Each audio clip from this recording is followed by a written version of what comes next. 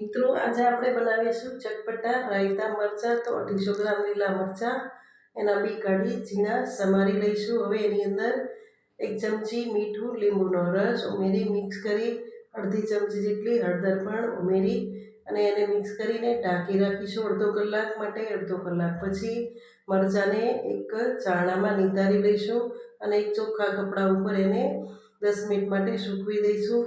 મસાલો તૈયાર કરવામાં 1 ચમચી વરિયાળી, 1 ચમચી સૂકા ધાણા, અડધી ચમચી મેથી, અડધી ચમચી જીરું, 2 ચમચી રાઈના કુડિયા અને નાની ચમચી રાઈ નાખી દરદરું એને ખાંડી લઈશું. હવે 2 મોટા ચમચા ધુમાડા નીકળે એવું તેલ ગરમ કરીશું.